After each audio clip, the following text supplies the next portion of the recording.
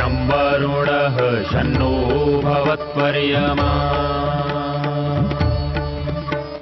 शन्न इन्द्रो बृहस्पतिः शन्नो विष्णुरुक्रमः ॐ शान्ति शान्ति शान्तिः।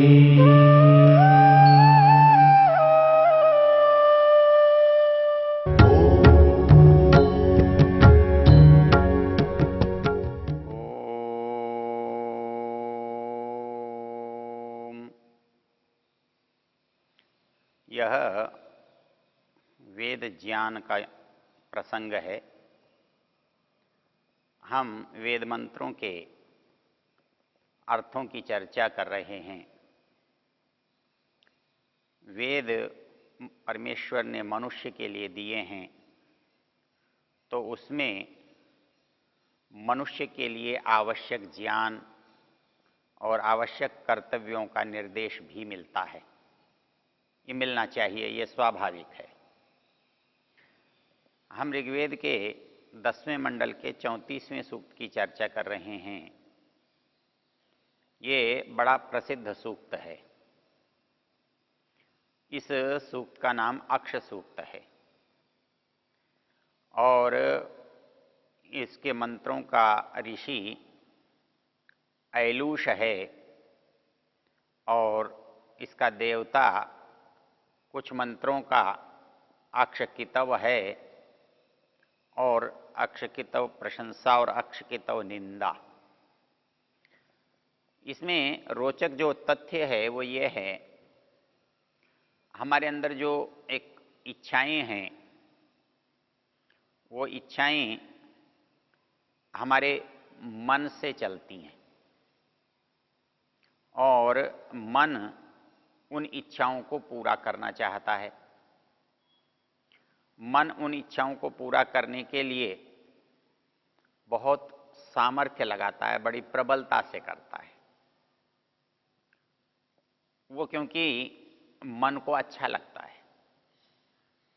तो इस सूक्त का जो विचार बिंदु था, उसको हम यदि हम देखेंगे तो एक बात पाएंगे कि हम सोचते हैं जुआ आज खेला जाता है या जुआ पहले भी खेला जाता था। कुछ लोग निर्णय करते हैं तब ऐसा निर्णय देने लगते हैं, देखो जी वेद में जुए का वर्णन है तो वेद काल में जुआ खेला जाता था। या वेद में दूसरे कामों का वर्णन है, चोरी का है तो वेद के समय में चोरी होती थी। ये जो सोच है ये एक गड़बड़ सोच है। वास्तव में मनुष्य की जो प्रवृत्तियां हैं वो सदा से ही रही हैं और सदा रहेंगी, क्योंकि मनुष्य की जो प्रवृत्ति है वो शाश्वत है। तो उस प्रवृत्तियों का दोनों तरफ झुकाव रहता है। वो प्रवृत्ति अच्छी भी होती हैं और वो प्रवृत्तियां बुरी भी होती हैं। इसलिए यदि अच्छी की चर्चा वेद में है तो स्वाभाविक रूप से बुरे की चर्चा भी होगी, क्योंकि वो दोनों सदा साथ साथ रहने वाली चीज हैं, शाश्वत रहने वाली चीज है। मन के साथ वो कितनी स्वाभाविक और कितनी वेगवान हैं, वो उन धारणाओं को हम जब देखते हैं तो मंत्र है प्रावेपामा बृहतो मादयन्ति प्रवातेजा इरिणे वर्वृतानः सोमस्येव मौजवतस्य भक्षो विभीदको जागृभिर्मह्यमच्छान। अब इसमें लगे हाथों दो चीजें हमारे सामने आ गई। एक तो ये कहता है कि जो हमारे अंदर भावना है जुआ खेलने की, इसकी प्रबलता कितनी होती है। इस पूरे सूक्त में हम इस बात को अनेक स्थानों पर देखेंगे। वो अपनी ओर इस तरह से आकर्षित करते हैं, प्रावेपामा बृहतो मादयन्ति। कहता है कि ये जो जुए के पासे हैं ये मुझे मदोन्मत्त कर देते हैं। इनका जो कंपन है, इनकी जो गति है, इनका हिलना है, मानो यही मेरे अंदर उत्साह और आकर्षण पैदा करने के लिए बहुत है। अब यहां सोचने की बात क्या है, मनुष्य बुराई क्यों करता है? सामान्य रूप से जब हम कहते हैं यह बुरा है तो उसे मनुष्य को नहीं करना चाहिए, क्योंकि कोई भी बुरी चीज जिससे हानि होती हो वो बुरी कही जाती है, और जिससे हानि होती है वो मनुष्य क्यों करेगा?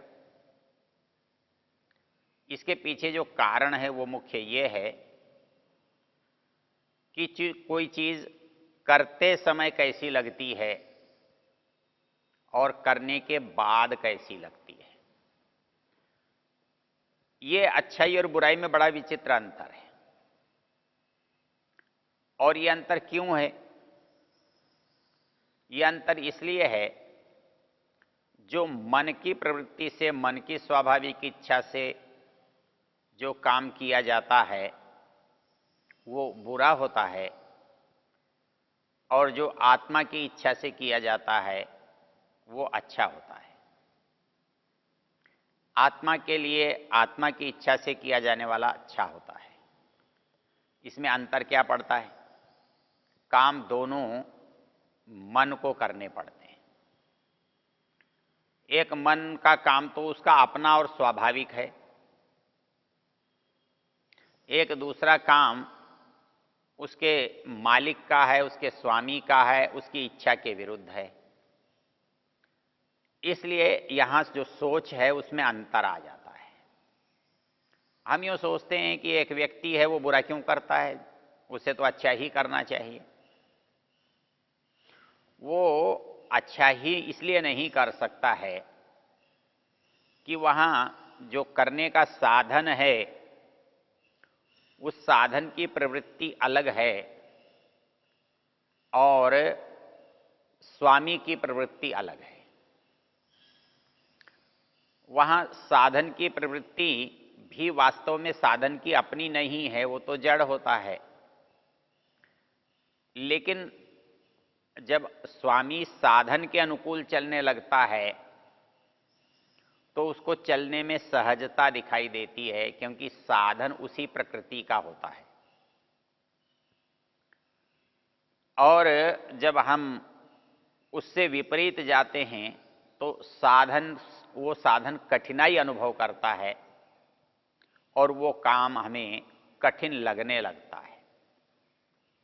वास्तव में उस काम की कठिनता या सरलता हम पर निर्भर नहीं करती, स्वामी पर निर्भर नहीं करती। ये बिल्कुल कुछ इस तरह से है जैसे हम किसी नौकर को रख लें, उसे काम बताएं, यदि काम नौकर की इच्छा के अनुसार है, मर्जी का है, तो बड़ी आसानी से हो जाएगा। लेकिन काम को यदि हम अपनी मर्जी से कराना चाहते हैं, अपनी इच्छा से कराना चाहते हैं, और सेवक की इच्छा वैसा करने की नहीं है, तो वही काम कठिन होने लगता है, जटिल होने लगता है। तो ये कठिनता और जटिलता ये स्वामी की अपेक्षा सेवक और साधन पर अधिक निर्भर करती है। ये कुछ ऐसे ही है, यदि तेज कुल्हाड़ी मिल जाए तो काटना आसान हो जाता है, और कुल्हाड़ी यदि धारदार न हुई, कुंठित हुई, तो काटना मुश्किल हो जाता है। तो हम समझते हैं ये मुश्किल कट रहा है, ये सरलता से कट रहा है। वो सरलता और कठिनता हम पर आरोपित हो जाती है, जबकि वास्तविकता है कि वो सरलता कठिनता साधन सापेक्ष है, साधन पर निर्भर करती है। तो वैसे ही मन की स्थिति भी है।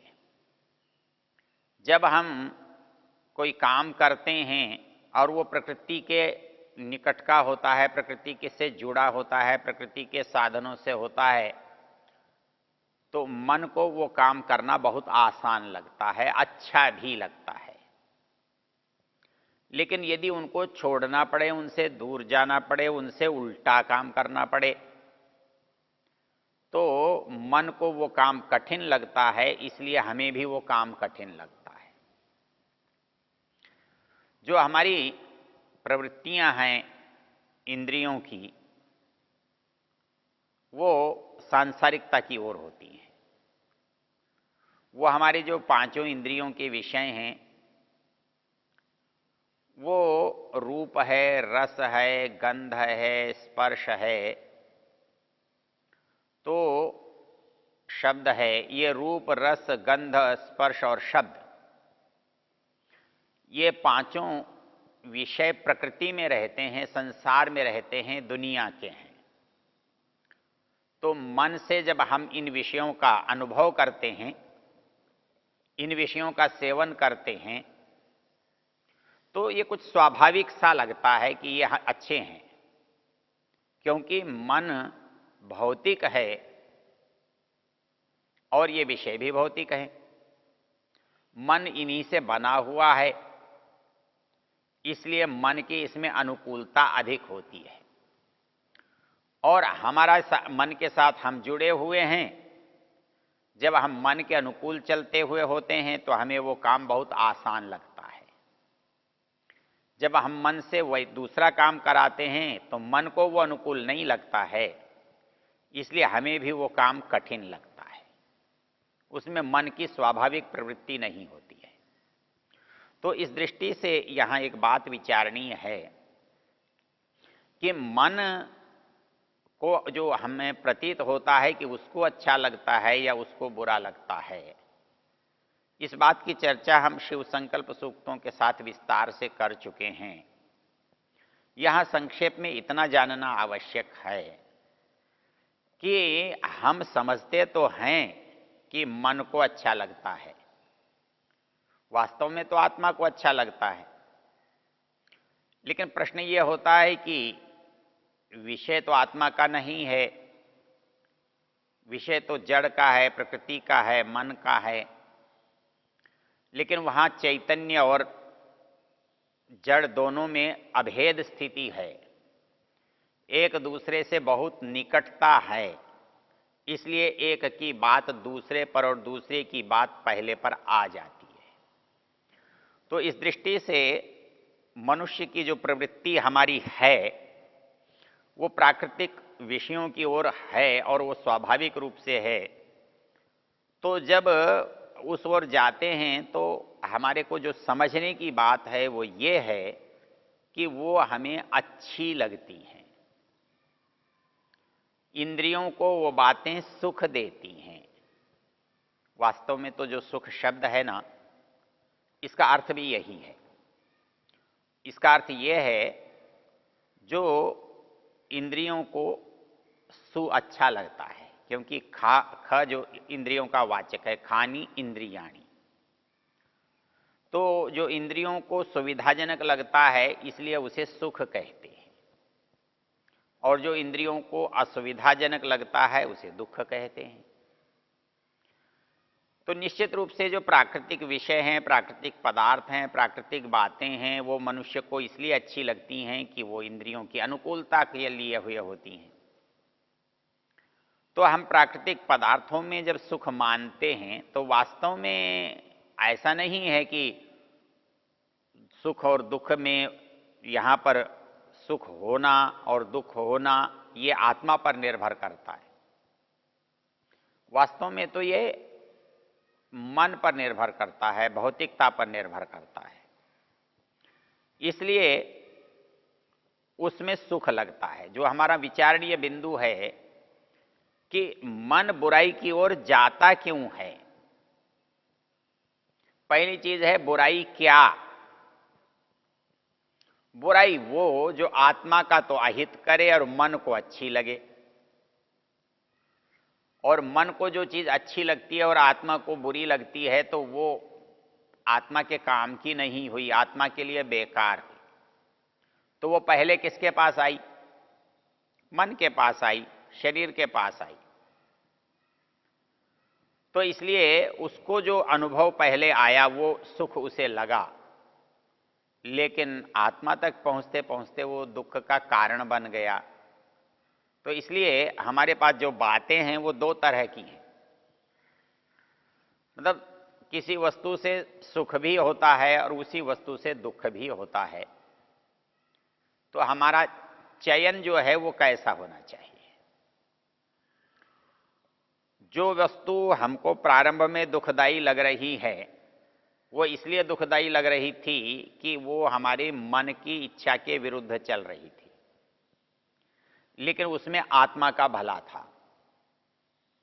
इसलिए ऐसी चीज में सुख पहले है और दुख बाद में है, और उसमें दुख पहले है और सुख बाद में है।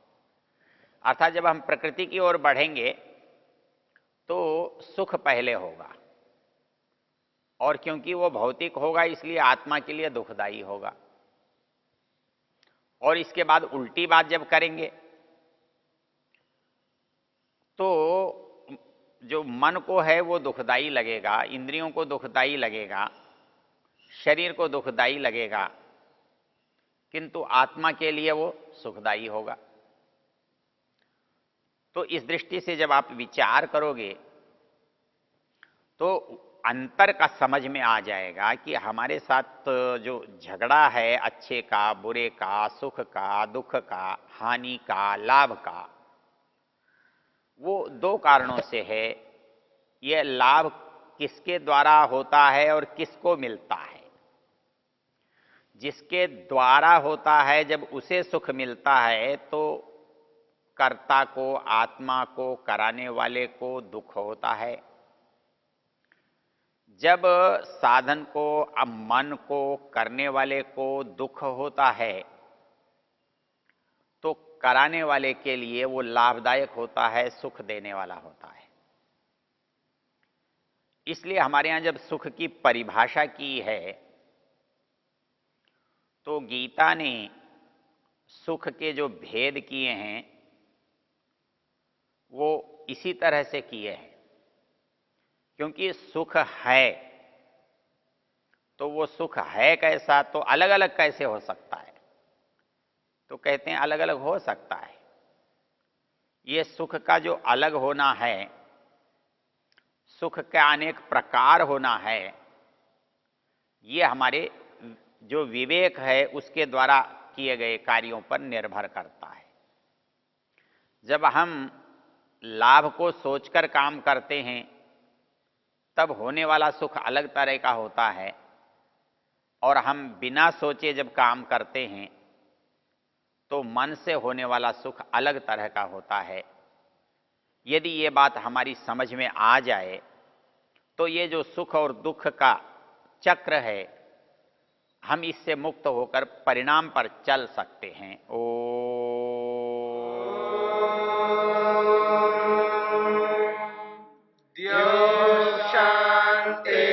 शांतिरंतरिक्षं शांति पृथिवी शांतिरापः शांतिरोषधयः शांतिः वनस्पतयः शांतिर्विश्वे देवा शांतिर्ब्रह्म शांति सर्वं शांति